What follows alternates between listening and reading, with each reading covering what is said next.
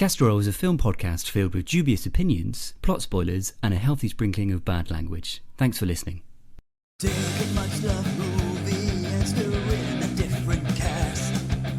Add a hint of nonsense for a flavor that will last. Garnish it with fun, film facts and food for the soul. It's a tasty, yummy, silly, funny movie casserole. Casserole. Hello and welcome to Casserole. My name is Jim, and each episode myself and my two co-hosts Sam and Nick review one of cinema's much loved or unloved films with the aim of also serving you up a delicious recasting. But before we can get into that, don't forget you can follow and subscribe to Casserole over on Apple, Amazon, Spotify, YouTube, or wherever it is that you get your podcast from. And of course, don't forget to leave us those all-important 5-star reviews. We are sluts to the algorithms. And should you wish to support the podcast, you can do in a couple of ways. You can head on over to patreon.com/Castorol podcast, and for the low, low price of $1, you can become a very valued member of this community.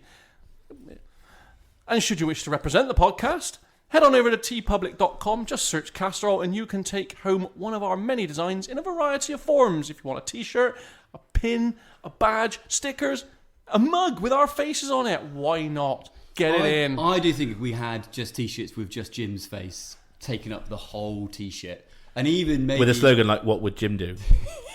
yeah. For like, what would Jesus do? What would Jim do? Well, what Jim would do is he'd introduce you two motherfuckers. I just also want to say balaclavas with Jim's face on the face, so you can have Jim's face. I think it should be balaclavas on of your Jim's face wearing a balaclava. Are you talking like those like little tight things that they've got like faces printed Balaclava on them? with just eye holes, but the eye holes are your eyes looking out of balaclava. Anyway, that voice you can hear. If he were a cut of meat, he'd be a lovely succulent beef cheek.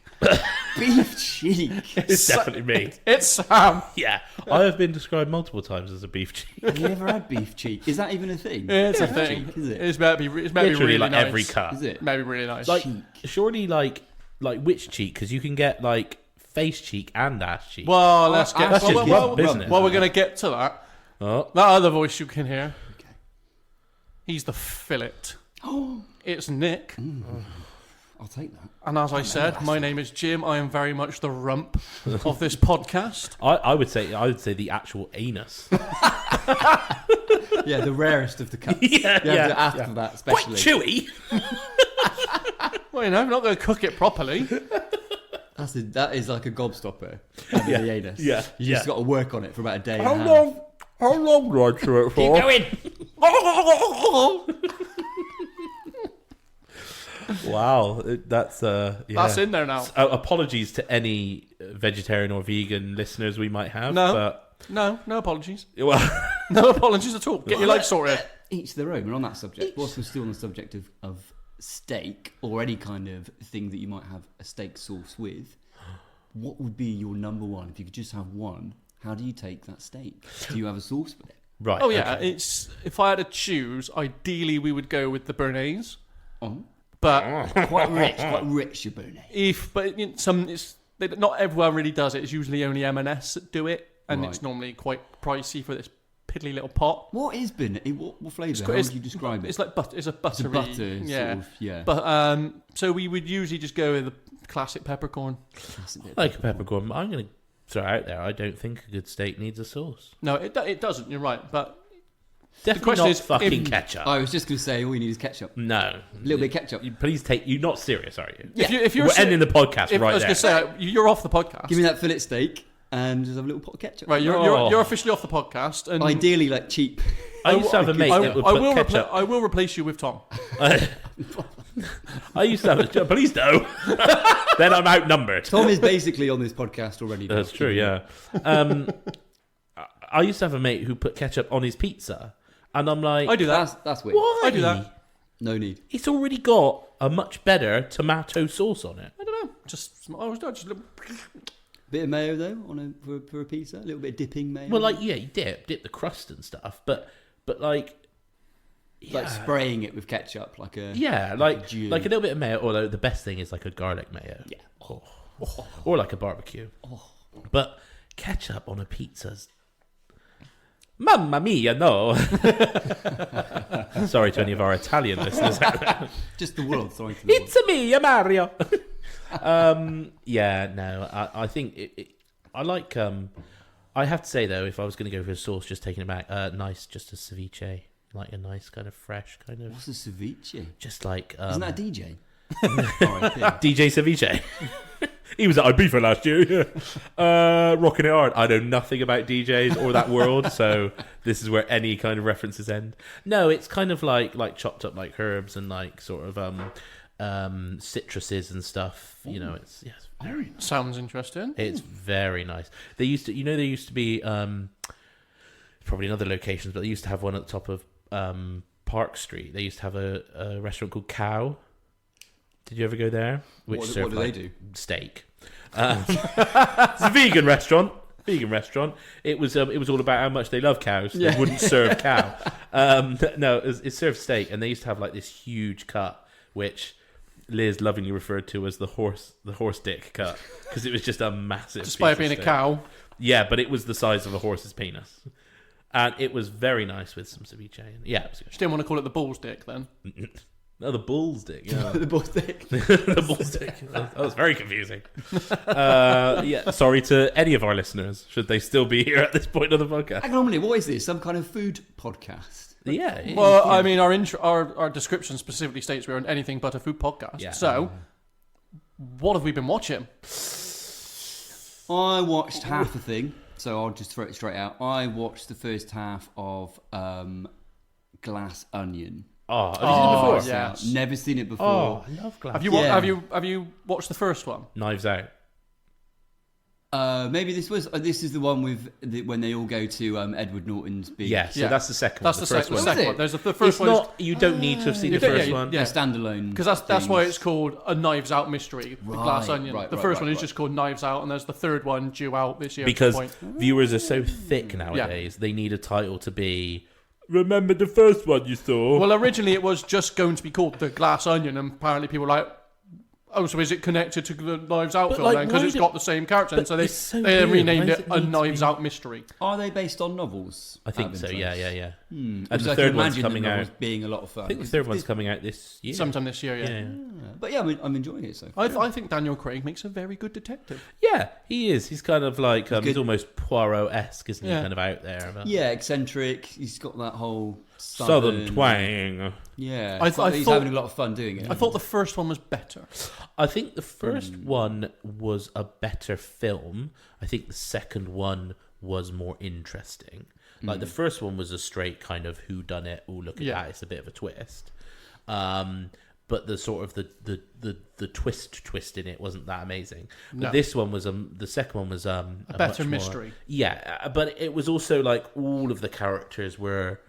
Well, no, all the characters in the first one, they're both very good. Yeah. Like I can't deny it. But the second one was, it kind of probably had me going like a bit more. Yes. Yeah, I'm Yeah. enjoying it. Good watch so far. Yeah. So I'm looking forward to finishing that.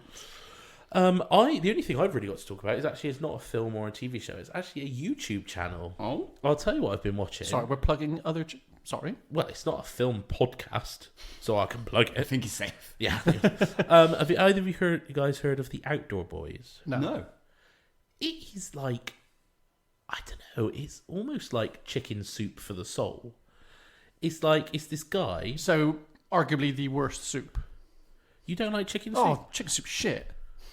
What? And we're back to food. Who just like doesn't? Who doesn't like? Who has that strong an opinion on soup and chicken soup? Lovely bit of Chicken soup's not. chicken and vegetable soup. It's arguably the worst soup.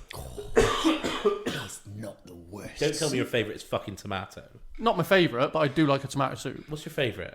No, it's like it's either there's two. It's either butternut squash and chili, or it's like sweet potato and chili. One of the two. Yeah, Depending they're on- pretty the nice, orange actually. and the Depending on what's on offer when I get. I like a It's carrot one of- it would and be one of them coriander. two. I like like chicken. Oh, I do not like chicken. really weird. Guys, film podcast. Sorry, yeah. Sorry, yeah, or YouTube channel podcast. Outdoor apparently. Boys. It's this guy. It's this dad that lives in Alaska, and he just like every other Saturday he posts like a sort of a 40-minute to an hour long video of like a survival weekend in Alaska. Like he's just gone out and he's built like a shelter and like spent a couple of nights in like minus 30 degrees, or like he's gone like moose hunting, or he's gone like hunting for whale bones off some shore of Alaska or something, and he like sometimes takes his kids along something. But it's just like I'm not really into camping, I'm not really into like hunting or fishing or anything like that, but it's just so like authentic. It's just so lovely. And you just have it on and he just sits there and chats about, and you just see this beautiful like landscapes. It's just amazing. And his channel's got like 13.5 million subscribers. He's just like built it from nothing. He has got no merchandise. He hasn't sold out at all. It's just his life. It's and his just lifestyle. Yeah, and he just like a couple of years ago managed to like, he was like a successful lawyer and he's gone full time, and like it's really interesting actually because he's like really religious and used to be like a missionary and stuff, but there's no like pushing of anything. Like sometimes he's like, if they're doing a whole weekend, he's like, oh, it's Sunday, we're off to church, and then it'll like cut back and stuff. But it's just like really nice content, like family values, and just it's really difficult to describe without just watching it. Like it's kind of like a survival channel, but it's just really nice, really Isn't lovely. it, and it sounds interesting, isn't it? I was thinking an indication of our modern times that Sam can watch that, presumably whilst sat on a In a chair house. eating cheese. Yeah.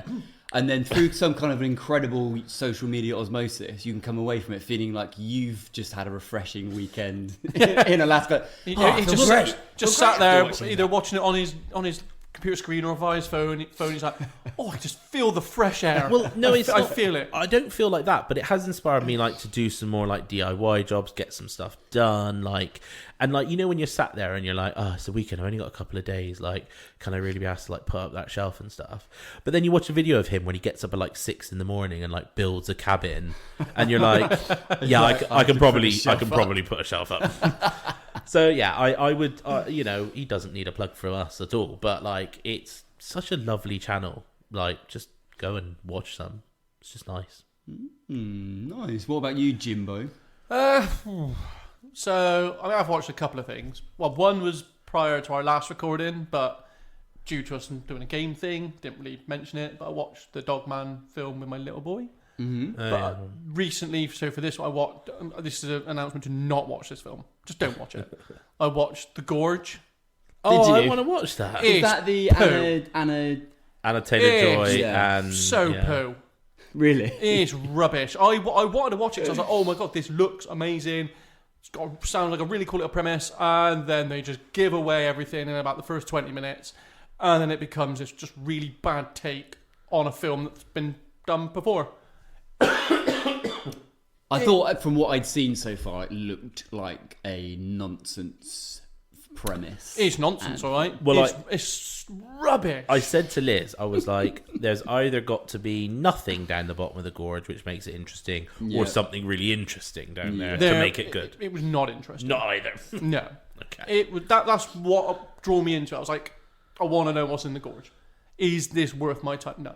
I think it should have been they finally get down there, and at the bottom of the gorge, I'm not saying he directed this, but at the bottom was M. Night Shyamalan working on his next script.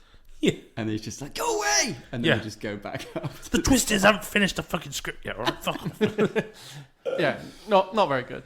No, okay, well, there's our Save recommendation for that. Avoid. yourself 2 hours. But Don't now I watch kind it. of want to see it. But for how bad it could Well, be. well, the problem is though, like this is the thing. I'm not saying Jim's always wrong, but if What he's trying to say is Rebel Moon. well, no, but That's what he's trying to say. No, the reverse of that. What if we had never seen Jaws? And we took his word for it. And then we took his word for it. Absolutely shit, lads. Don't bother. Don't watch it, mate. Give away the shark in the first 20 minutes. And someone's under the water for like 40 minutes with a tank of oxygen. That would have run out. Or The Thing. Or the thing, yeah. I was off. Mate, Really, don't the even worry first- about it. that dog. Really unrealistic dog running scene. All right. It is move on. unrealistic. Fuck me. But like, I reckon we'll watch The Gorge and we're like, fucking brilliant. Like, Yeah, film of the year. film of the year. Well, I look forward to our next recording when you sit there and go, Yeah, I I watched will. The Gorge, And we argue about it for I about don't- an hour. I don't Don't think it'll- suspicion he's on the money. Yeah, I don't think it'll be a fucking Jaws. And when you spend the first hour of podcast arguing about it because you think it's amazing, And don't be silly. Might just do it for the shits and giggles. Well, there's what we've been watching. How about the other thing that we've all been watching, which is a film that we're covering today? Oh my Yeah. god! So- Thanks. Yeah, so shout out to our wonderful Patreon, French Tom, who suggested this film. And if you want to suggest a film to us, also become Patreon. Like we said, just head on over to patreon.com/Castorol podcast. And for that low price of $1, you can recommend a film for us to watch. Yeah, and at this point, we should probably say we don't have to watch it because Yeah. Or you could say pick something else. Or, we might, especially after Tom's Yeah. option, we may request another film. So I spoke to Tom about this, and I was like, Tom, we've all watched it, and we are going to do it. Well, I mean, I watched it last night. Well, yeah, all right. I definitely wouldn't have watched it by the time you... I did some hyperbole there. Yeah. But I was like, we're doing this as a book. I was like, are you stitching us up, or do you genuinely actually like this film? He's like, no, it's not my favourite film. It's so good. And then he started like telling me bits from the film, and I was like... And he was telling me in front of other people, and he was like, that bit where they do this and this, and they were kind of looking at him, and I was like, yeah, those are the highlights that he's picking out. Before we get into it, give me your 3 words, just 3 words on this film. Would you like a little summary, first of all, so we can just get into the sense of... Because I'm guessing 99.9% of people listening may not have watched this film. I think 99.9% of the people in this film haven't seen it. Go on then, do it. Let's have this summary first. Tell us the summary, and then we'll give you our what 3 words. Okay. Right. The Man Who Knew Too Little.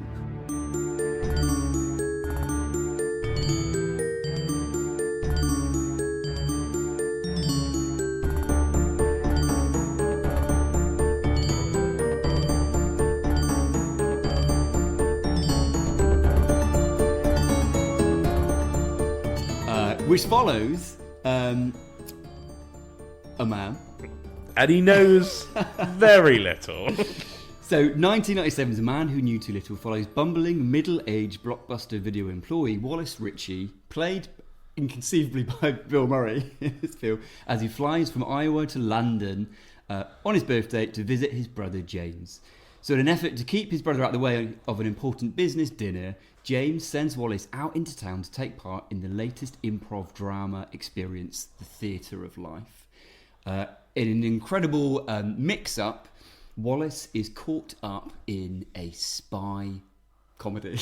I guess you In like a series of unfortunate events. Yeah, which spiral out of control and lead to all manner of comedy spoof mishaps in this film.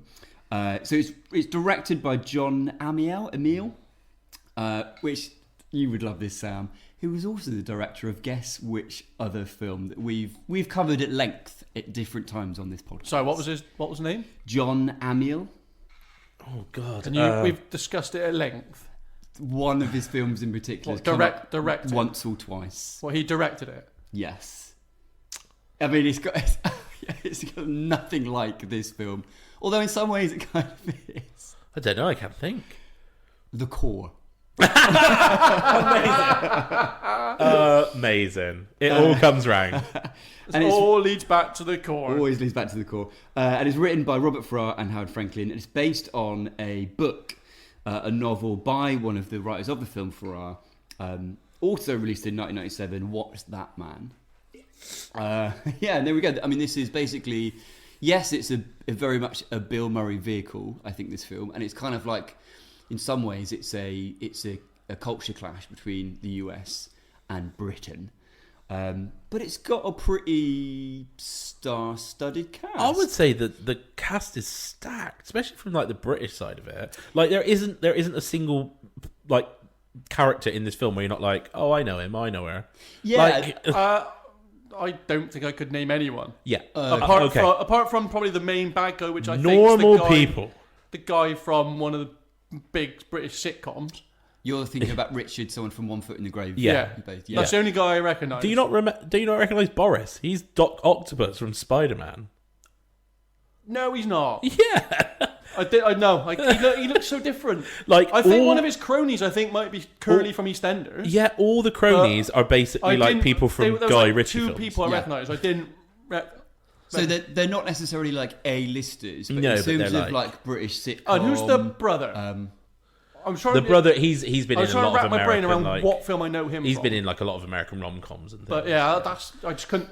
There's a specific film I couldn't think who he was. The guy who is in the Theatre of Life that gets shot at the beginning is in Lock, Stock. He's in Band of Brothers. He's in so much stuff. Like The brother James Ritchie is Peter Gallagher, who I had initially known from the OC. I think. Maybe that's yeah. where He's it the is. dad in the OC. Isn't Maybe he? that's where I recognised him from. Then. Yeah. But anyway, we've had the summary. Everyone now knows what this film is. Let's have your 3 words. Come on. If you can muster 3 words. Okay. I'll go. Yeah, I'll you go. I'll go 3 words. Reasonably alright fun. Is that about where I feel? I would say pointless. Phoned in. And I was going to say boring, drab crap. Do you know right? Do you know what other 3 words I've got actually? Here we go. Better than Ghostbusters. I mean, see, Nick. I thought this film was bang average at best and a little pointless, like you said. I still enjoyed it more. I still enjoyed Bill Murray's performance in this more than I did in Ghostbusters. Well, you've just sat there and told us you'd have ketchup with steak, and now you've told us this film's better than Ghostbusters. Saying you don't like Ghostbusters is like saying ketchup with steak. I mean, I didn't find Murray's performance as kind of facetious in this. I think he's because so much more facetious. No, I didn't think so. I thought Murray was possibly the worst thing in this film. Yeah, agreed. I thought he was. Agreed. He was all right. It looked like at any moment, like if we just heard him say "cut," Bill Murray was like, "Is that what it says in the script?" I don't give a shit. And like walking off set. He did not care about this film at all. It looked like he took this film for just a payday. He was so phoned in. Is that not his MO though? No, because this is the thing. Like, this is what I don't understand. I know he's meant to be coming off as clueless, but he doesn't come off as clueless. No, he comes off as not caring. Yeah, he comes off as I know what's happening, but I don't care. But that is Murray's MO. Surely that's what comes across big time in Ghostbusters. It's like they've brought him on set. He didn't want to look at a script in every film. I mean, and he's kind of just like almost like winking at the camera. You know, that's how it comes across. Yeah, he's like, I don't give a fuck in about being in Ghostbusters, are we in our brief review stage? We're reviewing it now. The thing is, right, in Ghostbusters, is why I like Bill Murray in Ghostbusters is because you can clearly see that he is a very intelligent. His character is an intelligent person. An intelligent scientist. That doesn't come across at all. He is. He's an intelligent scientist, but he doesn't really care. He's picked this like area of expertise because nothing's expected of him, and there are some hot women that he can hook up with. And then he happens with these other guys who he's friends with, but doesn't really believe what they believe. He stumbles across it happening for real, and then slowly throughout the film, he starts to actually like go like, oh, okay, and start to care a bit more. He's meant to be phoning it in at the start of Ghostbusters. His character is phoning in life. And then slowly he tries to like phone it in with Sigourney Weaver's character and she's not interested. And then when he starts to get a bit more serious and starts to care about something, that's when his character becomes more attracted to her. But in this film, can you buy him as a blockbuster employee that knows nothing? He's bumbling. No, not even remotely. He's so willing to chat to everyone. Like the guys were like, oh, the two guys that stuck him up with a knife. He was like, ooh, no. I get for something that you're not meant to know what's about to happen. Yeah, you'd at least show a modicum of fear before we go. Oh, hang on, maybe this is. Why don't we? You've got your 3 words to say, Jim. I've already said them. He said it. Boring, drab crap. Okay. Let's step back a second then, and we need to bring people back into this film a little bit. So let's continue setting the scene, because the whole premise of this film is that he's flown to see his brother, thrown to London to see his brother. He's interrupting this big dinner. His brother's got the Germans coming over, so we've got the whole. Do we even know what they were? Because we didn't get half the clear sort of like culture clash of US, Brit, German that should have been. All sorts of the Germans that they made abundantly clear don't have a sense of humour, And of course, their maid is called Consuela. I mean, that's not the maid. Yeah, you I mean, not the Germans' maid. There, No, James's. yeah. It's like, of course, he has a maid called Consuela. It's like, could you not come up with a better name in 1997? Is that of all the things? I didn't even know the maid was named. Yeah. Did you not? No. Pick up on. But I suppose that is just that. Yeah, you're right. It's a stereotype, isn't it? Having Horrible like, stereotype. The thing Even is, for 1997, it's a the horrible Latin maid. stereotype. I do think that the whole kind of like concept of like getting caught up in events that you have no control over. Well, let's just hang on. I think we need to still set the scene of what happens in this film a sec, because the reason that this whole thing happens is that Wallace gets sent away. Basically, Well, so it's he's his birthday. out. It's his birthday present It's from also his his brother. birthday, but he's being out the way so he doesn't cause a scene, right? So it's meant Yeah. to indicate that he knows that Wallace can be A pain in the ass. a bumbling And fool. could fuck this deal up for him. So he gets sent off to do this experience, which is called the Theatre of Life, which is basically an improv drama experience that you pay to insert yourself into, and Yeah. then you have this experience that these actors create for you, and you find yourself in an exciting scene. But it's all around like the streets of London. It's not in like a theatre or anything. It's like No, And we so see it goes it around different happening- locations, and it's meant to take, I think it's about 3.5 to 4 hours long. And that's what we see happening for how it should happen, right? Is in the intro of the film. Yeah. We get who looks like a slightly pervy sort of businessman answer a phone in a phone box, and then there's like these actors staging an argument in the flat opposite, and he gets called in, and he's basically like saving the day of this argument, and then gets pushed out onto the street, and the experience continues. And that's what And in that one scene, did a better job than Bill Murray did in 90 minutes. You guys are really hating on him in this. It's so interesting though how it's the exact switch to how I felt about him in Ghostbusters is how you feel about him in this. Yeah. In many ways, which is I mean I think that shows how Murray can be quite polarizing. yeah. I think the more I think about Murray, I don't like him that much. I don't think I do. No. I think. I mean, I've not brilliant seen in a many lot of Bill stuff. Murray films, but I didn't particularly like him in Ghostbusters. I don't like him in this. I can't think of any others. But Just slightly getting off track, so I know we're supposed to be setting the scene, but like for me, Bill Murray is like the comedy version of Tom Cruise. Like Tom Cruise is in everything, and I genuinely think any film that Tom Cruise is in would be improved by a different actor in his role. Oh really? And I think the same Well, with Bill that's- Murray. that's harsh. No, I genuinely, to me, Tom Cruise is just... What was it I was watching? Oh, yeah, we were watching the first Mission Impossible. A very good film. It's very interesting. There's, like, interesting stuff happens, good set pieces. When Tom Cruise is, like, being other people, he still is just talking like Tom Cruise. He's not actually a very good actor. He just is Tom Cruise. I think he is in a good actor. in that everything. I think he's wasted a lot of those kind of action. Maybe he's just not films. I think cut in up- films yeah, like maybe Jerry he's- yeah. Maguire, he's fantastic. maybe he's just not. You don't buy him as like this all-conquering action hero. I don't think anyone should be an all-conquering action hero. Like, my favourite action heroes are like Bruce Willis and Jackie Chan, who get beaten up most of the time. Like, most heroes is just because they get up one more time than the villain. Yeah. Like, The Rock is awful. Sorry, we're really sidetracked now. So much digress. But yeah. Back to. Yeah, I don't think Bill Murray's good in this, but carry on. Yeah, he gets caught up. So in one of these. he's going to the phone box, isn't he? And he Yeah. answers the phone, and it's not actually the call That he's meant to expecting, happen no. from the improv theatre company. It's from a spy agency. Well, It's from the minister of... What was it? He's the minister of... It's from the like, guy from One Foot in the Grave, isn't it? Yeah, Richard Wilson. Yes. He's so good. He's really good. He's good, yeah. I mean, he's good. I think what we'll keep coming back to on this, because we're kind of reviewing the film almost as well. I'm going to do a little bit of Well, a that's what we recast do. We too. review with them recast.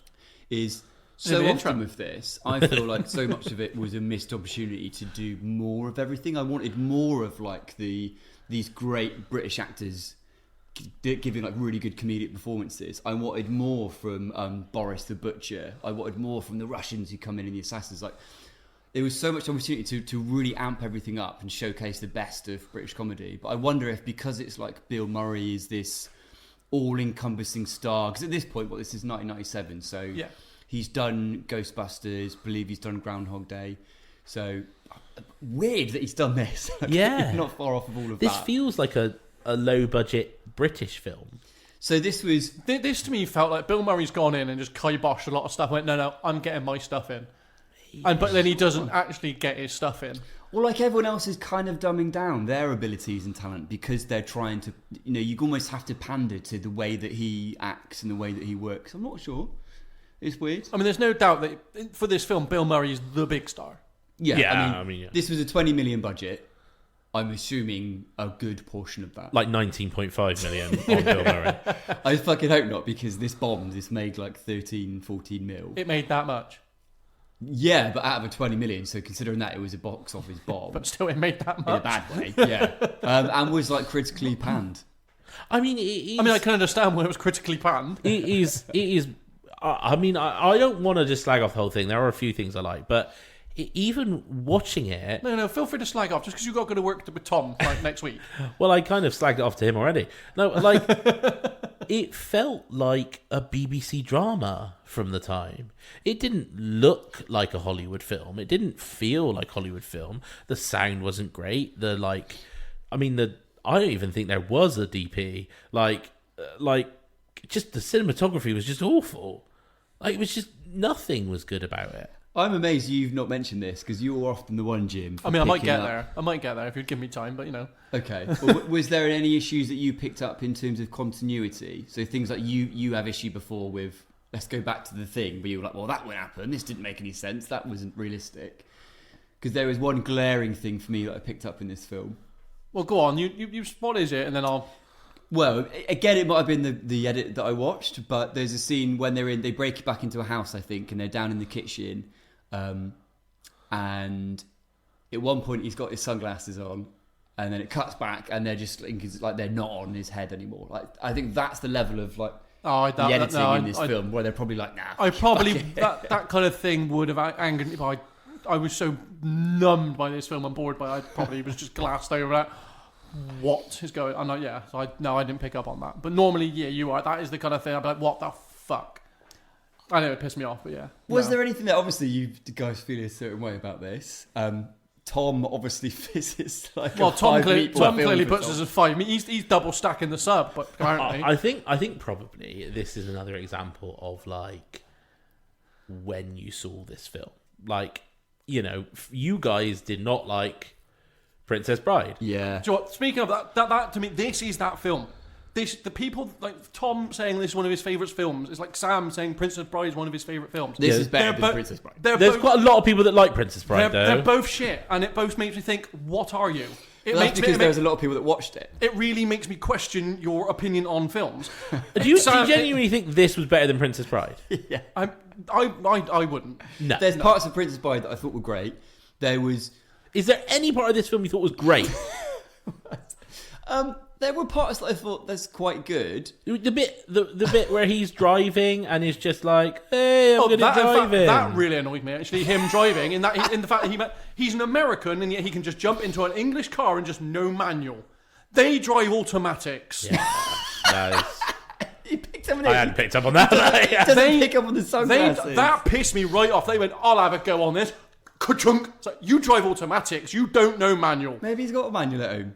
Maybe. You don't know that. Don't care. He's American that's just landed in London for the first time. Just shout out to French Tom at this point. When I mentioned about this, he was like, "What? What about that scene where he's like hitting the cones and he's like, I've always wanted to do that." And I was like, "Yeah." That is not a highlight of. And he was like, and then the policemen are like, "I've always wanted to do that," and I'm like, "Yeah." That was it. Tom, I'm sorry that you do have to sit and listen to this episode and listen to this being. I have prepared him. I'm not sorry because you've only gone and watched this film for it. Yeah. You've only got yourself to blame. Okay, you really do. I why? I apologise. I'm regretting not messaging back, going better film, please. I feel sorry for any future Patreons that suggest a film that we don't know, because we are going to be gun shy on that shit. All right. Look, in many ways, I've already got the chambers loaded, ready for a rebuttal. This is like an hour and a half psychological evaluation of Tom. Yeah. Us doing this episode. Yeah. This is like it certainly made me question his concepts and choices of films. And like what he considers a good film, if this is one of his favourite films. Is this Tom of Book of Moron? Tom, you hit a high then, buddy. You've come crashing down. You've clearly got it in about you, Tom, to be comedic, but then you go and give us one of the most unfunny 90 minutes of my life. I want those 90 minutes back, Tom. I'm not getting any younger. You know, I will jump in to defend here. It's a film that I would never watch again. You're right, it's a film. But I had more fun watching this than I did Spaceballs. I had more fun watching this than I did Princess Bride. And I had more fun watching this than I did Ghostbusters. I can't believe I'm saying it. It was perfectly pleasant. Sam, should we But it was block him nothing out more for the than rest that. of the podcast? It was perfectly pleasant. This is now what the third shit revelation from him to this today. Do we But, need like, to- but I should don't- we I look- don't- should we just look this way like- for the next hour? I genuinely don't understand, because in Spaceballs you have some genuinely funny moments from the amazing Rick Moranis, Mel Things that are Brooks, right? Yeah. In like John Princess Bride, Candy, if you don't Mel like Brooks. anything else, there's still that amazing fight scene. The sword fight is cool. Right, okay. If you don't like anything else, in Ghostbusters, there's brilliant music. The music is good. There is nothing in this film. There's really not. This is, I'd say it's a stretch to call it a film. It feels like a It feels like a student college film. Yeah, but I was just about to say it feels like a college project. I think you're both being unreasonably harsh. I don't think we are. I think that what was enjoyable. I'm not just doing this to antagonise. Honestly, I did. Are you actually, sure? I enjoyed the sense that trying to think in the most positive terms about this film. If you allow yourself to kind of be brought along with the ride of that, Murray's character Wallace is kind of the whole time going along with things because he's like, oh, I can't believe like the production company, because he's in this improv, he thinks he's in this improv theatre experience. The more and more he's like, this is amazing. I can't believe they would do this. Like when he's firing the gun, or like he thinks there's obviously a blank or something and there's a bullet hole, and he's like, how did they do that? Like that. I just think there's some enjoyable moment. There's nothing there that was like, oh, this is classic. Yeah, but the problem with that, Nick, is at no point in this film did I believe that Bill Murray's character thought that. At no point did he give off this impression that he was like, wow, this is amazing, and was like going on. It was such a shit performance from him. I'll tell you one thing that I would change was I would Everything? shave off a good half the time from the Russian dance Right? set piece at the end. That went on a lot. I think just because probably Murray was enjoying himself so But this much. is the thing, and do you know what's weird is I feel like in this film, films like this that have been around, you would have had a moment where like the character had been like, oh, that was real? Oh my god! Like, you know, like, Yeah. I could have been killed at any moment kind of thing. You never have that. And even at the end of the film, he's then like recruited into like a special services thing, and he like still doesn't realise. and It's still like he's doesn't still- realise, and like, what Yeah. the fuck are you? And Jim's right. I can't believe I'm saying this. You a couple of podcasts ago, you were like, sometimes you agree with me. I'm agreeing with you. Bill Murray isn't playing it like he's so stupid that he wouldn't realise what's going on. Like he's not playing like an idiot. Like, you know how like there are some films where like Steve Martin is like just a complete moron. The in it. fool, basically. Yeah, is a complete fool. You know, you had those before that actor, you know, but like there's like Ernest Goes to School and all those kind of films. They are so stupid, they don't understand what's going on. Bill Murray just seems like somebody that doesn't really care. But that's his thing, isn't it? But I felt like of all the Murray films where he's the focal point, I felt like I felt the least amount of facetiousness in his performance. Yeah, but his thing in this film should not be I don't care. It should be I don't know what's going on. Yeah. yeah, it's not called The Man But Who he's sort Cared of- Too Little. Yeah, and that's maybe more of what it is that he's it's less like the bumbling fool, it's more like happy-go-lucky, right? Which is what it should Yeah. be, but it's not. Also, there's nothing endearing about him. I think Like, it's all if he got shot in the face halfway through, I'd have been like, who's really missing out there? His brother hardly sees him. His brother Like- shot. His brother wanted rid of him. Yeah, like there's like, what is this man? He doesn't seem... A better twist would have been it's actually his brother who sent the hitman. Oh, that would have been interesting. Where I wanted more. For me, Murray was just being Murray. I don't necessarily see any major faults in his performance for what it is. Where I thought that things were lacking a little bit was everyone else around him were almost just like under. I wanted more like British buffoonery around him. I wanted more kind of. You remember when he starts experience and he goes off to the address that he's sent to, and the two muggers. Yeah. One of whom I can't remember his name. He's like a Yeah, legendary he's British in actor. loads of stuff. Eddie, someone I think. And they're like, give us your wallet, and he's like playing along with that. Oh, is it started? Oh, brilliant! Like, okay, here's my wallet. Like, and they run off like, oh no, how are you going to come back with that? I'll get it after. I wanted them to be much more like I would have made this film certificate 15. Eddie Marsan. Yes. And I would have had them be like, give us your fucking wallet, you fucking cunt, or something like that. And I want him to be like, oh yeah, let me try that. Give us your fucking wallet, I wanted more kind of lock, stock and snatch embedded into this. I wanted to see much more kind of gangster, much more, just more of everything in a way. And I felt like everyone around him was just underplaying a bit. And I don't know whether that's because that's what you do when Murray is centre stage. I think they don't. I think they definitely worry about or Murray probably worries about upstaging, being upstaged. Maybe. I just I think there could have been a great comedy in here. Oh. I mean, with a lot. You mean the kernel of the idea? At best, Yeah. I think there's a bang average comedy in it. I get what Nick's saying. Like, there's the kernel of something there. Like, the idea that somebody is like, it gets, but then there's loads of films that are like that. It's not a exactly lot of work. This could have been. It's basically like, oh, I'm doing this and I don't know I'm doing this, and like. Yeah, but there's loads of films where, like, the person, like, ducks down and the bullet goes over his head because he sees a penny on the ground, and all those kind of tropes that are just done, like, to death. I mean, we should probably do our meatballs on this one because I think that'll be interesting. But those kind of films that you've described there, Sam, usually star Leslie Nielsen, and they're normally really good. Yeah. Yeah. You said you were going to watch Dracula Dead and loving it before we record again. I haven't had a chance. Of course you don't. Too busy watching this. Oh, You're welcome, Tom.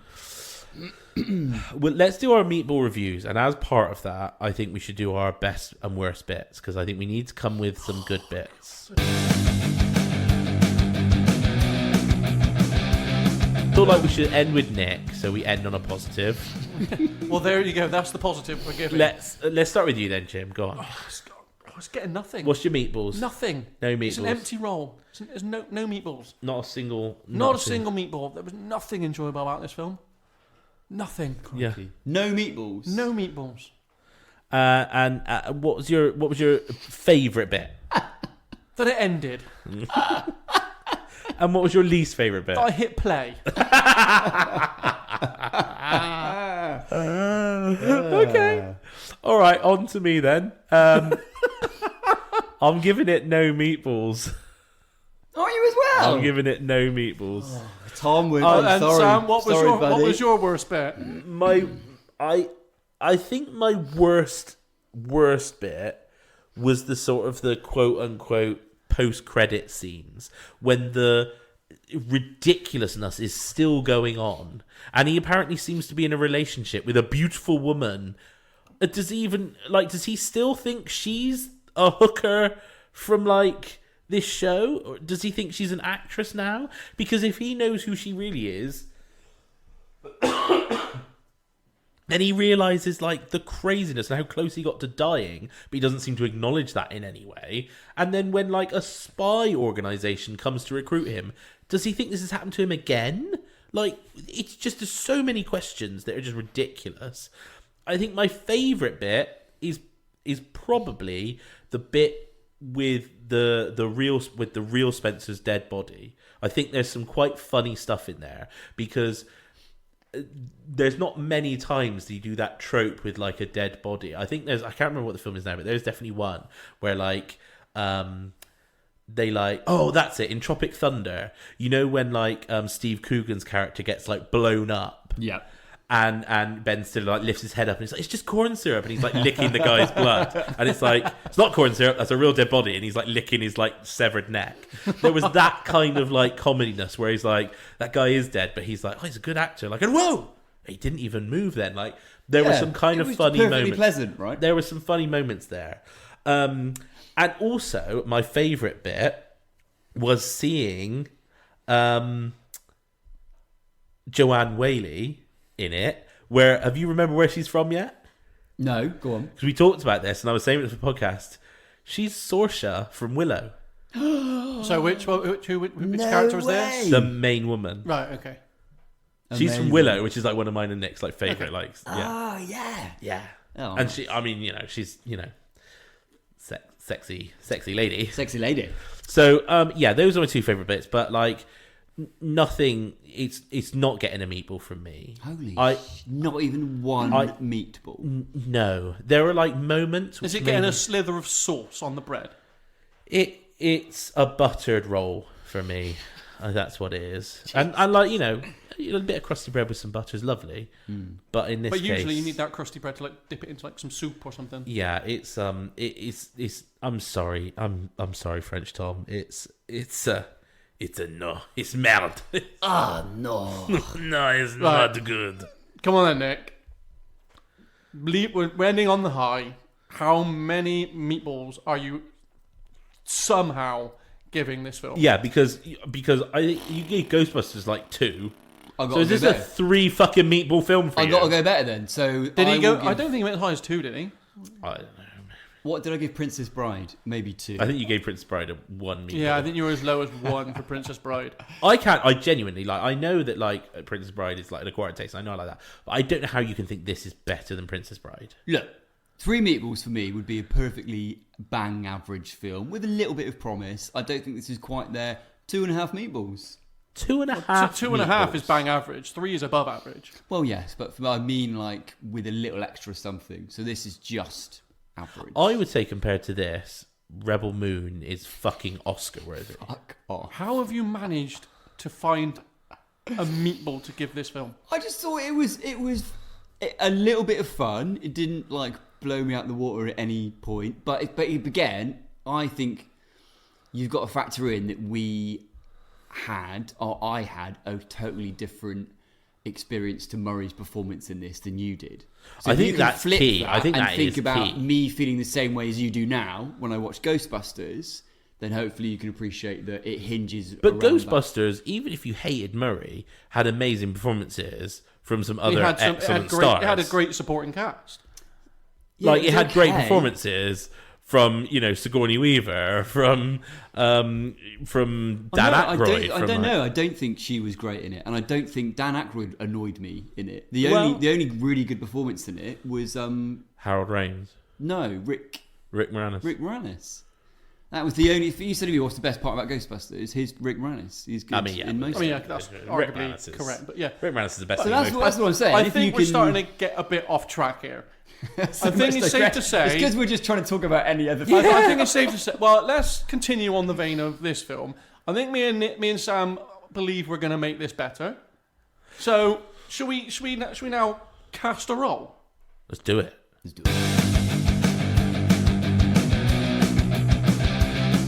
It's time to try and make. No, not try. It's time to make this film better. I'm not sure. I think who's got Bill Murray's character? I have. Right. I think genuinely, that's the only actual casting that will make a blind bit of difference to this film. Like, I think you could swap everyone else out for shall I just Daniel rip off Day-Lewis. the Band-Aid and tell you who I'm putting in this film? Let's start with you, and we can work our Right, way. here we go. Band-Aid's off. Paul Rudd. Paul Rudd would be good in this. Paul Rudd would be good in this. He does such a good, like, what's going on? It's like, yeah. But like a sweet guy. Yeah. Quite naive. Yeah. Like, you could And he's believe, actually funny. You could believe that Paul Rudd, like, was almost going along because he was, like, too polite to not go along, And you'd also believe he's clueless. Yeah.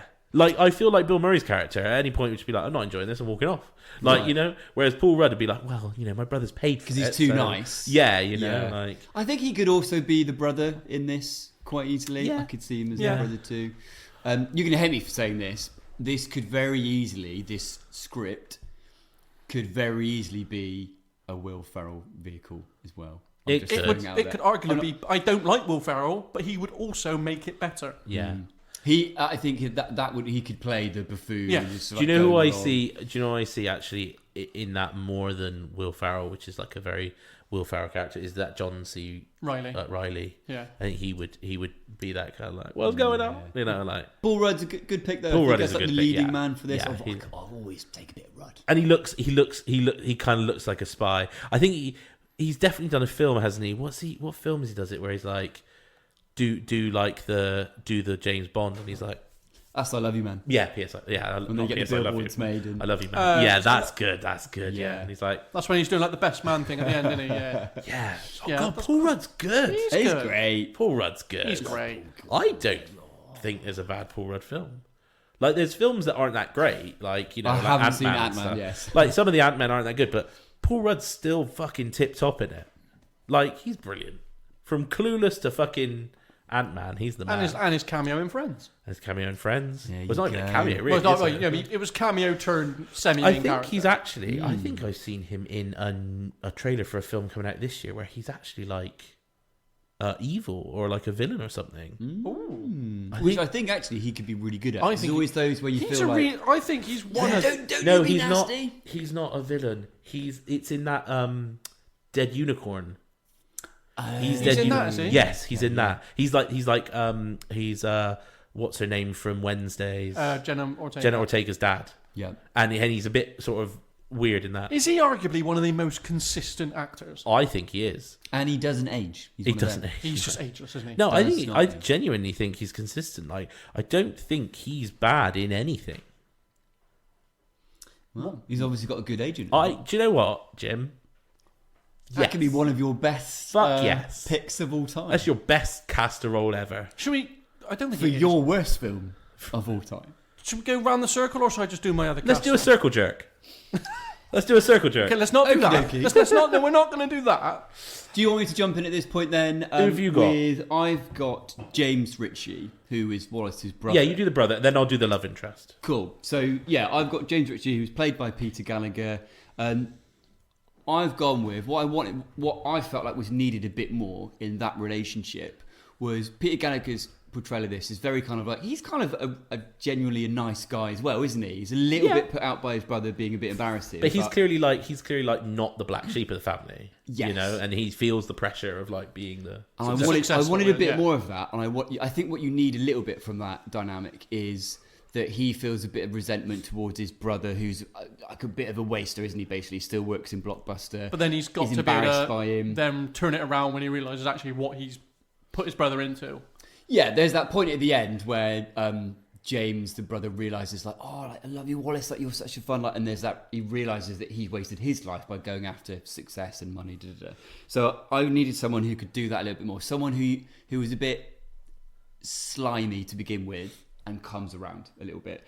I think John Hamm could have did that really well. John Hamm. I at first glance I thought it was John Hamm. Actually, really? I was like, is that John Hamm? Oh no, that's not. Yeah. The person I went with was Jeremy Renner.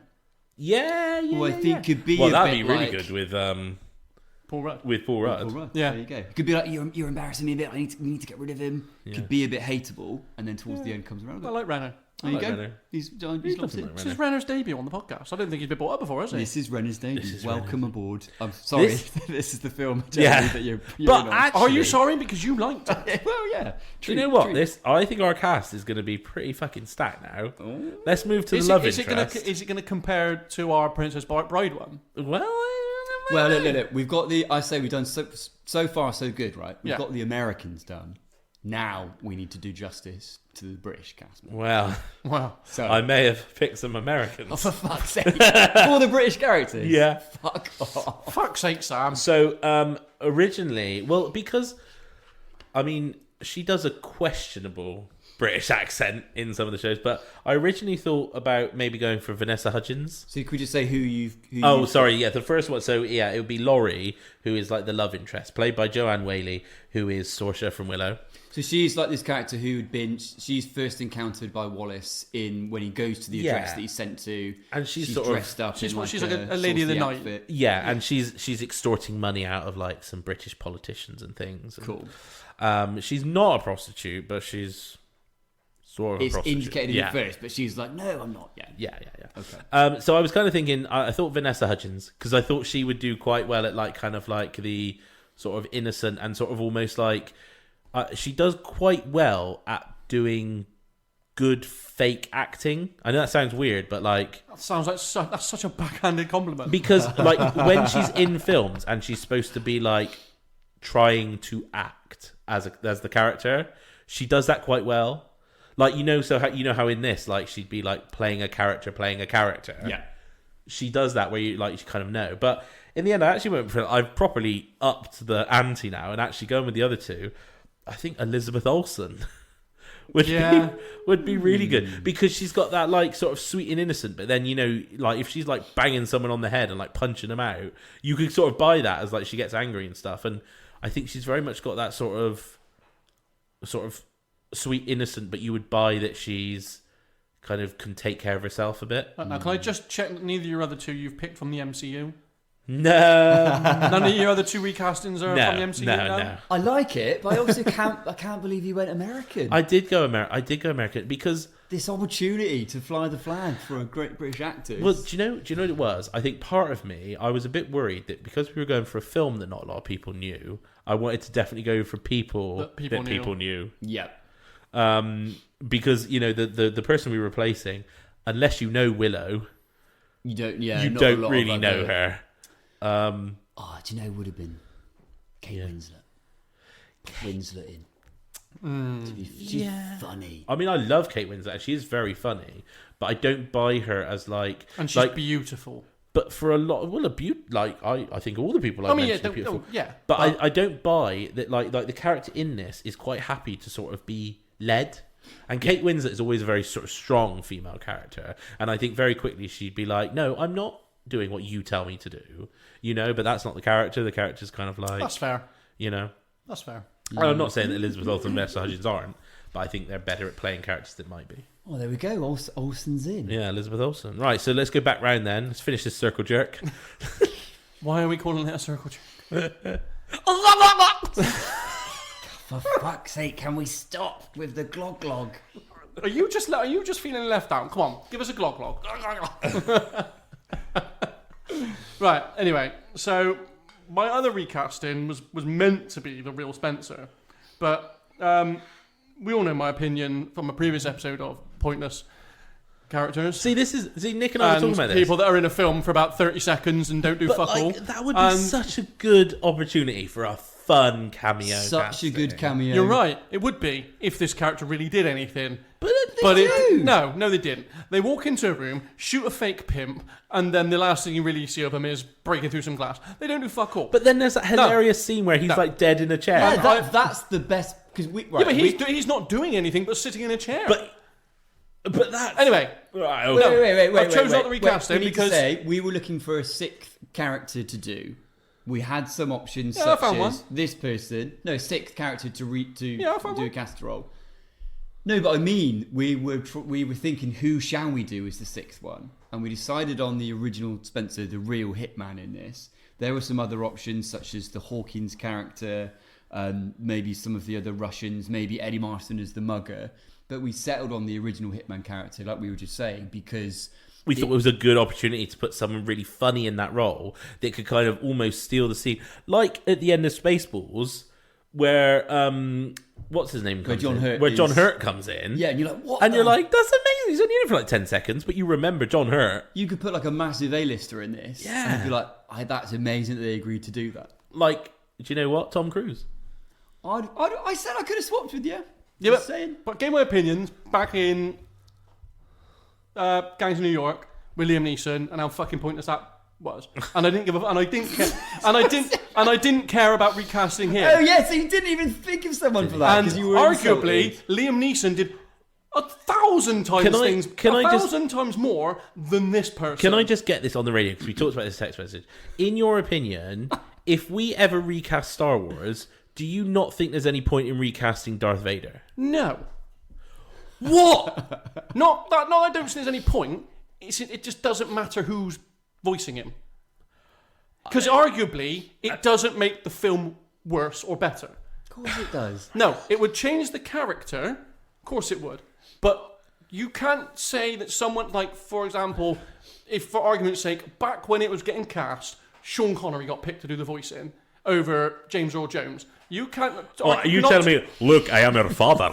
But you can't say that would make Star Wars any better or worse. I'd say it would be worse. It would make it worse. It's It don't- defining. You don't know that. Yeah, Because I back do. then, no, because he's getting cast back then.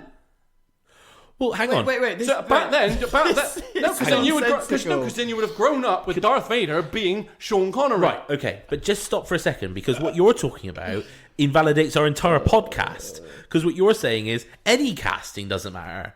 What we're saying is just because you can't see their face, the cast still matters. No, that's not what I'm saying. What I'm saying is it just wouldn't make the fit. It doesn't change. It doesn't change the film. It would make it change the character. Wouldn't make the film any worse or Anyway, better. in true form of this episode, we've digressed on stuff. we've digressed. We're talking about someone where you do see their face. They do have scenes They just where happen they do to die things. about a third of the way in. Yeah. I wouldn't even call it a third. But you, the Right, way who have you recast the way anyway? the way you sold this character to me was like, oh yes, the first. That sounds like, okay, that implies there's like quite a big role. Eh? No, doesn't do anything. But you didn't then choose anyone else that you I thought have would be because better. I watched the film. Oh, so you chose. You're not doing him. He's No. doing a different recasting. Right. My I'm pick then. doing him. I'll do him as well. Yeah, I'm going to Tom Cruise. I think Tom Cruise would be a good one. Because think it's Hugh such Grant. a it's such a no, Grant, nice. it's such a Hugh Grant would be good nothing for the brother. character. Doesn't even deserve my time. Right. Who are you doing then? So I am recasting Dr. third Russian Dr. from- Dr. Lemidla Kropotkin. Right. She's in it. Another cameo kind But of. she does performance. more than Right. this. Okay. No, Yes, she she does. doesn't. She just doesn't die. But she does a bit more than this guy. She's in less of the film than he is. She's in less of the film. I'd argue not. No, it's in many ways, it's the exact same level kind of cameo Categorically, performance. But- she's in 2 scenes. But she speaks in them. She has a character. The guy you want me to did nothing. Anyway, Oh, fucking get on with I it. thought he'd pick the wife no. Why would I pick the wife? because she's in it got a more lot. Scene time, yeah. I mean, yeah, that might have made more sense. Fuck me. Anyway, Right, go on. yeah. Who have you gone but with? yeah, I didn't pick the wife because for some reason I thought one of you two had her. Who have you gone with? Right, And it's anyway. not Joanna Lumley. I'm going to be upset. You might be upset, but I mean, you won't be. But it's Meryl Streep. Okay. Oh, okay. But another American. Oh, actually, be fair, she's meant to be like Joanna she's Lumley would Russian, be fucking isn't she? amazing. She would be amazing. Kate Blanchett.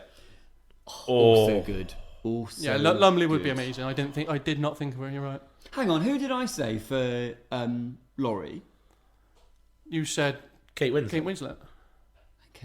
I mix up Kate Winslet and Kate. I did mean Kate Winslet. You did mean I Kate just Winslet. reminded myself in my head. Kate Blanchett. Kate Blanchett would be good as the Doctor. Yeah. Oh, she'd be very good. Or Tilda Swinton. Oh, a Yeah, little bit really more weird. scary, yeah. Emma Roberts. Emma Is Roberts. that her name? Emma Roberts. Not Emma Roberts. Emma. Do you mean Hermione Granger? No.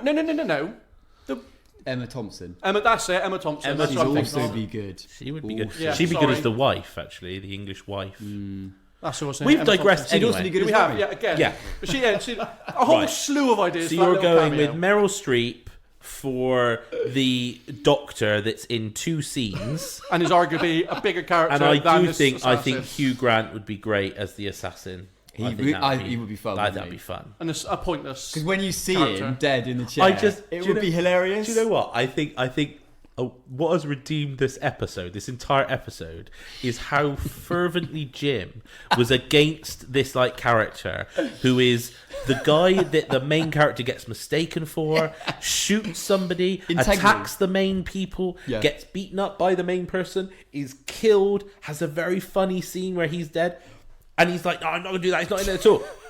What I'm going to recast instead is this Doctor that's in 2 scenes and has You have one just line. you have just made his part sound 10 times more important than it is. No. It's not. I've said everything his part does. No. But you pick someone that's in it less than him. you have glorified what he does. He does not do nowhere near as much as that. Nick, does he not do everything I just said? Yeah. No, Yeah. he doesn't. Those are scenes that he's in. He doesn't have like lots and lots of dialogue, but they're nor He does shoots a fake pimp, Dr. Ludmilla. he breaks a bit of glass, and then he's dead. Right. Okay. That's all he does.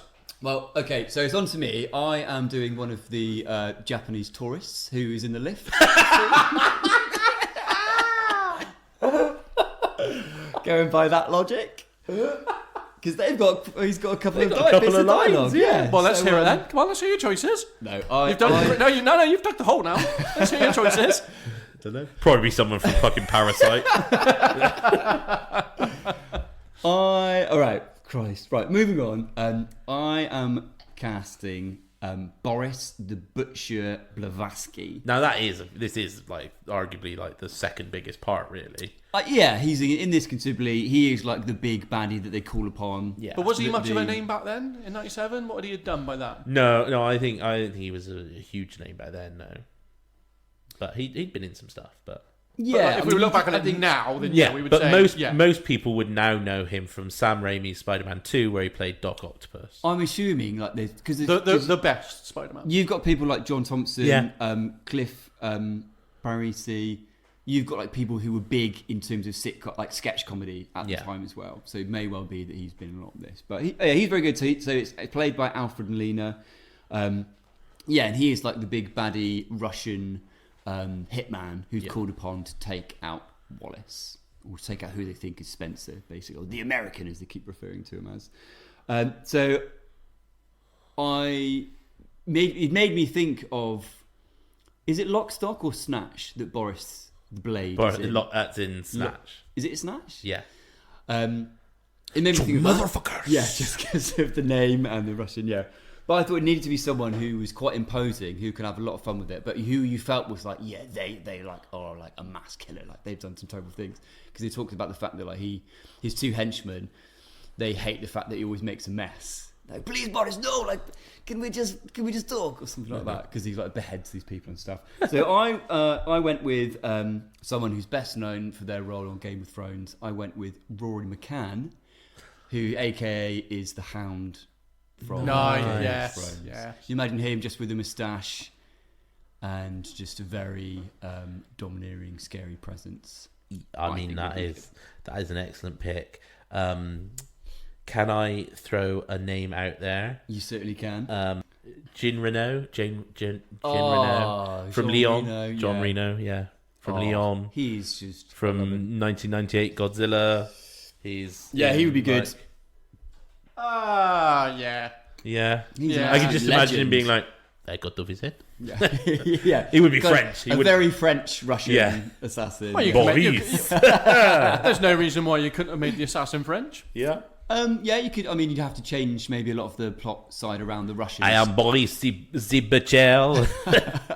Maybe it's a peace treaty being made between Britain and France instead. Instead of Britain and Russia. But he's a fun character in this, actually, I think. But yeah, it did make me think of the guy from Snatch. Yeah. You put the stone in the case. Yeah. You motherfucker. He's so good. I know it goes back to like I wanted from this much more of the accompanying cast having a lot of fun with it. I wanted a lot of like the Russian banter to kick it up a notch. I wanted the three of them when they're doing the chase, like arguing in the van and stuff. Yeah. There's so much more I could think. That could have been funnier. That could have been like. But do you know what? Do you know what? Like we talk about Snatch and Lock, Stock, those kind of like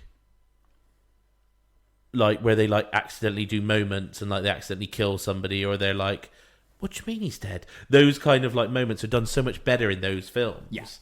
And like obviously it's different, but it's just I think once you've seen films like this is like, what the fuck? Yeah, like when the real Spencer, great role that it is dead.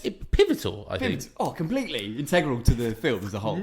Absolutely nothing integral about that role. Like when he's dead in the chair, I wanted to see Murray like, because he still thinks he's got a fake gun, right? I wanted to see Murray like shoot him a bunch of times, but how are they doing this? Like this, That would have been good, yeah. Just They keep got shooting. scripts on him. Like, that would And Norris like, you are fucking mental.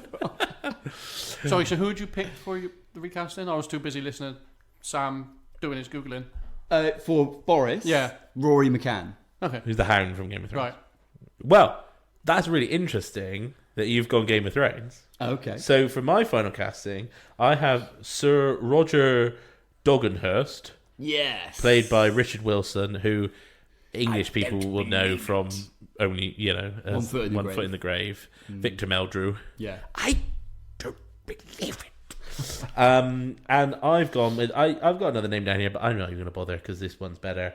Charles Dance. Of course it is. It's fucking Charles Dance. What is isn't the other name? Out of interest. it? Jeremy Irons. Yeah, it's Charles Dance. Both good, but it's Charles Dance. Both Charles Dance, yeah. Charles Dance as like a corrupt, sort of angry, like British sort of politician. Oh, so good. So good. So good. I also think Gary Busey. Oldman, pop Busey in. I think Gary Oldman could have had a lot of fun with this as well. Yeah, I I didn't like want to the dance is besmirch like- Gary Oldman's name. It's fine name, But you want to besmirch Charles Dance's name. Charles Dance isn't on the same level as Gary Oldman. Gary He Busey, would- maybe. Dance would definitely be like you'd be like, well, he's another baddie in this film.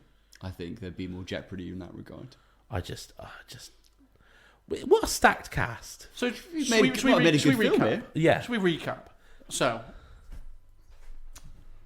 in place of Bill Murray, there is now the very consistent and excellent Paul Rudd Playing Wallace Rich. playing Wallace Ritchie. Nice. And his brother James is now played by Jeremy Renner. His love interest, Laurie, is played by Elizabeth Olsen. A lovely little cameo by Meryl Streep playing a Russian scientist. I'm chucking in Hugh Grant as Spencer, As the real Spencer, hitman. Hugh Grant. Real harsh on Hugh Grant to Absolutely put him in great. this film. It'd be great. It would be really great, yeah. Just Hugh Grant led there in a chair, like dead. Being shot loads of Being shot up. But you're not being shot. That's the point. You're making that up. Well, You're adding that into the film as something you want to happen. It doesn't happen. Just for a sec. Paul Rudd's character, mate. Part of the... I don't think we ever said, like, we have to put the actors, our choices in doing the exact same film the exact same way. Part of the reason that we're picking other people is to say, and they could have did it this way, they could have did it that way. That's what we We're said. remaking the film, maybe. Yeah. So we said, like, the brother, as Jeremy Renner, would play it a bit more like he's embarrassed of his brother. He's stressed at work. Like, get more of that vibe of it. It's not just the exact same performance, because then, like, why even bother? And maybe my character, with Elizabeth Olsen playing it, she starts off British, and then he's like, oh my god, you are American, and they have that connection there, that they're actually both American. There you go. Because there's fuck all connection in this film. Like, I don't see what she likes in him. Oh, you don't give a shit about anything in life. I love that. So who else have we done? You've got to do Boris now. And then Boris, now played by Rory McCann. Oh, and carrying on the Game of Thrones alumni, for Sir Roger Dogenhurst, I've got the incomparable Charles Dance. So, it's unquestionable that we've just done a better job of this film. Yeah, it's inconceivable that anybody would think it was worse. Well, I'd like to know Than what people think. Ghostbusters. I especially like to know what French Tom thinks. Yeah. Well, we know what French Tom thinks. It's a it's a fucking 10 meatball film for that prick. Yeah. But anyway, that is our cast. That is our thoughts. Shall we move on to what we're going to do next? Before we hand it over to Sam for audio aperitif. Mega Wheel. It's the return of the Mega Wheel.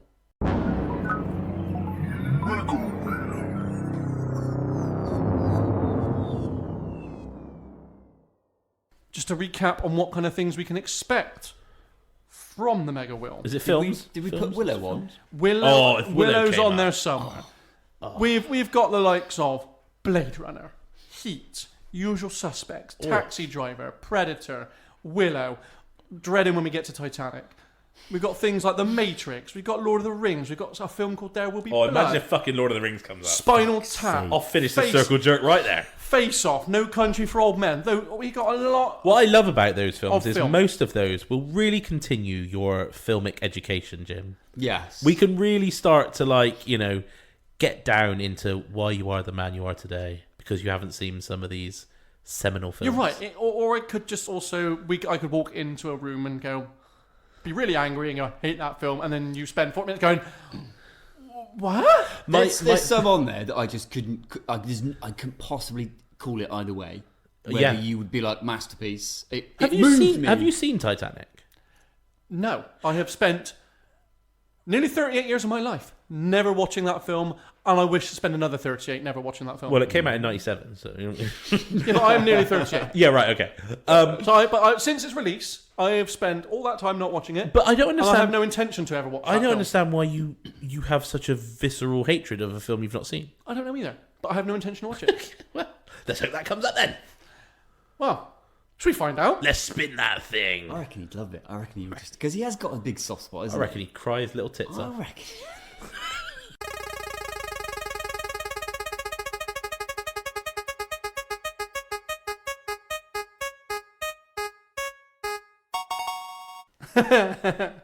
This could be an interesting one.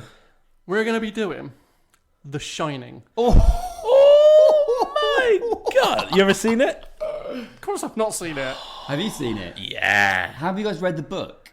No. Is this a Stephen King Yeah. It's thing? based on a Stephen King book. It's Stanley Kubrick. It's Jack Nicholson. I studied it at uni. Did you? Oh, yeah. It's a, how do you describe it? A psychological horror, I think. Psychological horror, descent into madness. This might touted- be up my street. I might like it. It's touted as one of the best horror films of all time. Yeah. I think, Jim, you're going to fucking hate it. It's I don't know why. It's something that just makes me think you'll find so much to pick up on. what's really interesting is like you know what I'm like with horror films. It's not scary at all. Yeah. It's not. Is it in the vein of like American Psycho? No. Well, that would be insulting. In that kind of not like in that level, but like with its horror and stuff like that. No, I would say there's not really... There's for me, American Psycho is a dark comedy almost. There's a lot of comedic elements in that film. The Shining is not a comedy in any way. It is a slow burn, brooding... I don't think it's aged particularly well, but... I think it kind of has, actually. Oh, do you reckon? I think it's aged very well. I mean, we'll keep all this juicy stuff for the episode, but Yeah. you know, if you're talking about like toxic masculinity and like, you know, someone's disregard to like, I mean, he's just awful to his wife, even before he goes mad. Yeah, I think it's aged quite well, actually. Well, there you go then. That is what you've got to look forward to next Hang on. time. That makes it sound like you're a big fan of the toxic masculinity. No, as in like, Great, like a fine wine. yeah. No, what I mean by that You is cannot joke about that. What I mean by that is obviously like I think the issues it raises then are still Just as... are still prevalent today. Yeah, You yeah, know? yeah. No, I'm not a fan of domestic abuse. So on the record. Just to be clear. Yeah. I think from a cinema perspective, it's one of the most iconic films of all time. It's Shawshank, it's Jaws, it's It's going to be better than Jaws. Let's steer away from this topic. Sam, audio aperitif us, motherfucker. Let us audio aperitif. And this week there is I bet you guys are starving, aren't you? After Zero Meatballs film, you can't wait. Oh, for I'm an hankering for some audio I aperitif, need a mate. fucking aperitif, I'll tell you that right now. Although, if it goes by how we usually do, I'm probably going to miss my mouth on all occasions. He's going to be fucking malnourished by the I'm going end. to go about that tasty little bite and go, Just up the nostril it's and going in to the go ear hole. straight down my front. Yeah. So, audio aperitif, a slight twist this week.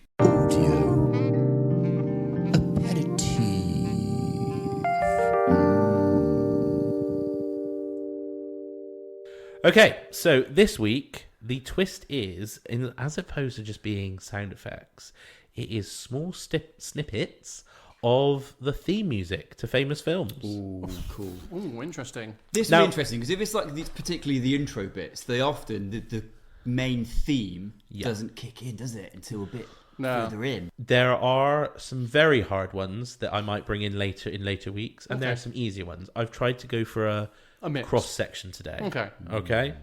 So, very first one.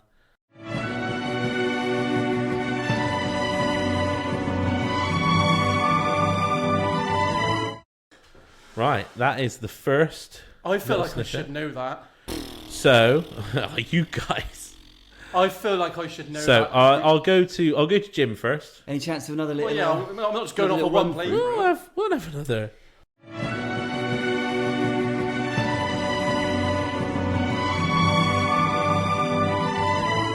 Okay, Jim, we'll come to you first. Right, this is either going to be something ridiculous like Lord of the Rings, like something so stupidly amazing, or it's going to be something fucking like Castaway. You know what I mean? That could be that snippet of music could be fucking anything. That amount of music is what you get for every single one. It's only that amount of time. And it's obviously right in the middle of a fucking thing, because, you know. Can I have it one more? Can I please have it one more? The first note plays, and I'm like, I got it, and then it keeps playing. I'm like, no. Yeah, I'm the same.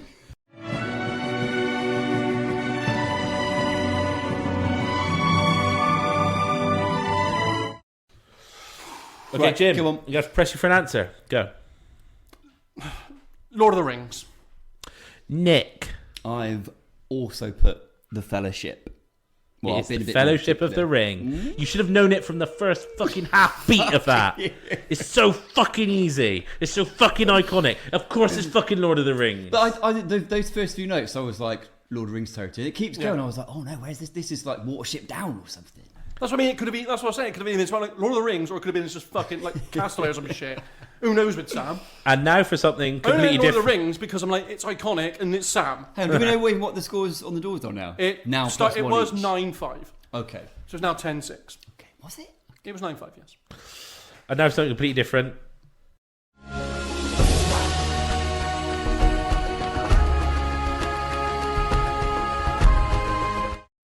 Oh no! Oh, I've got an answer. You want it one more time, guys? Yes, please.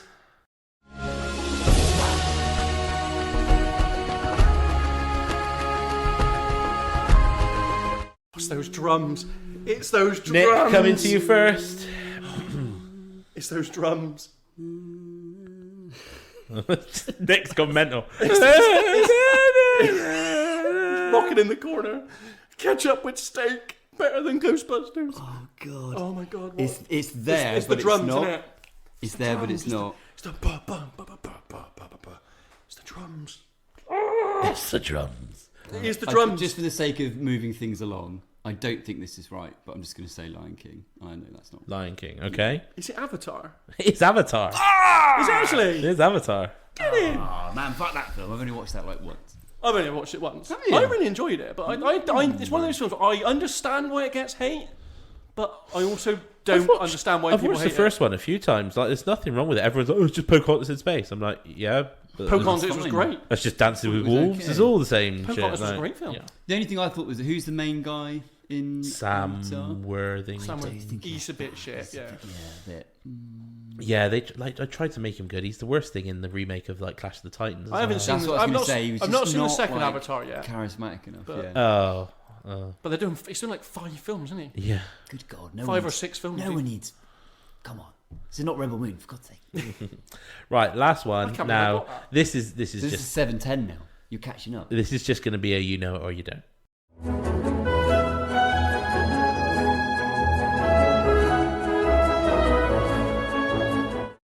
Ken. Oh my word.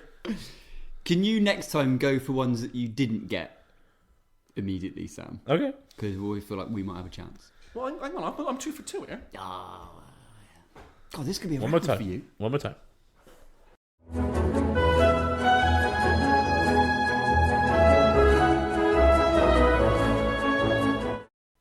It's really whimsical. It's really fun. Whimsical. It is whimsical. Very whimsical. It is Right. whimsical. It's probably not wrong. I'm not wrong. It's probably not, Confident. it's probably not right. Is it Paddington? Jim, Nick? that's interesting. Nick, I did not have Paddington. It does sound whimsical. It sounds British. I don't really have anything better than that, but I wasn't thinking of Paddington before you said it, so I can't say that. So I'll say something else. I'll say...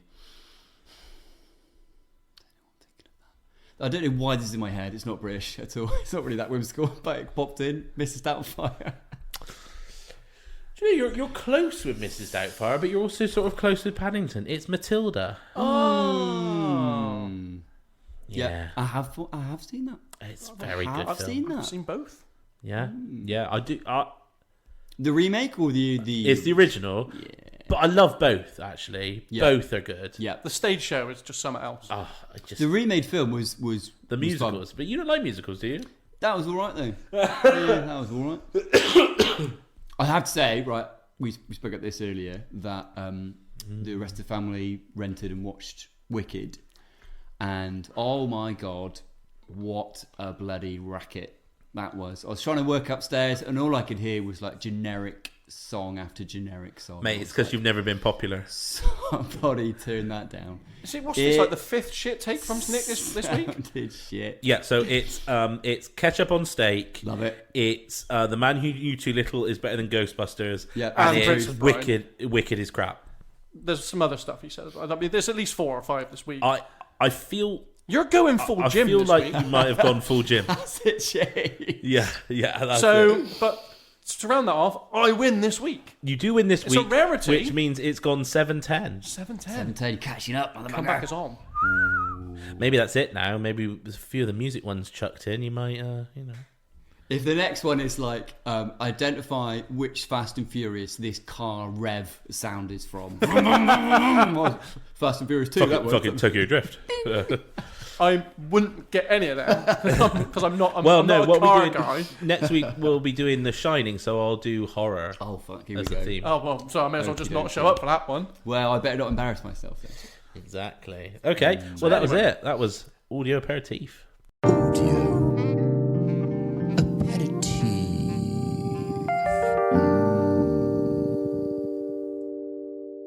Thanks again for joining us this week. We hope you enjoyed our review of this awful film. Hey, not bad. I think you could probably enjoy the review more than the Yeah. film. Do you know what? Don't watch the film. Listen to us, and look forward to our review and recasting Actually, of The no, Shining. do watch the do film. watch Like, it. do watch the I'd film. love to know. No, There's no, got to be no, someone don't else. watch the film. Don't give it any There's kind of. got to be no. someone else out there for whom this If anyone was a wants to know where you 5 can watch film. it, it's free on YouTube. Or book a pot round Tom. The whole thing. Yeah, I am so glad I didn't have to pay for this film. Yeah. Oh my god, yeah. So yeah, thanks for joining us again this week. If you want to get involved in the conversation after putting yourself through this god-awful film, just search for us over on any other socials at Casserole Pod. We will look forward to talking to you until next time, where we will of course be reviewing and recasting The Shining. Yeah, but Right. also, let's not let it put you off. If you are a member of our Patreon and you do want to submit a film, a much beloved childhood film that has got you through the dark times, That people have seen. so that we can watch it and go, that was shit. Yeah, don't let that put you off. This really is poo. Yeah, but submit your films and we will take them under advisement. Hey, maybe one of us will think it was reasonable. And we'll be wrong. Yeah, that'd be old ketchup steak over there. Fucking. Until then, I have been Jim. Goodbye. I've been Nick. Go and watch The Man Who Knew Too Little and let us know. Goodbye. I've been Sam. You don't have to watch the film because apparently the person on this podcast is a man who knew too little. It's Nick. Goodbye.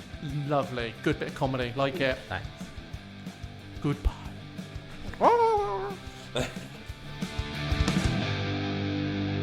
Movie casserole, casserole.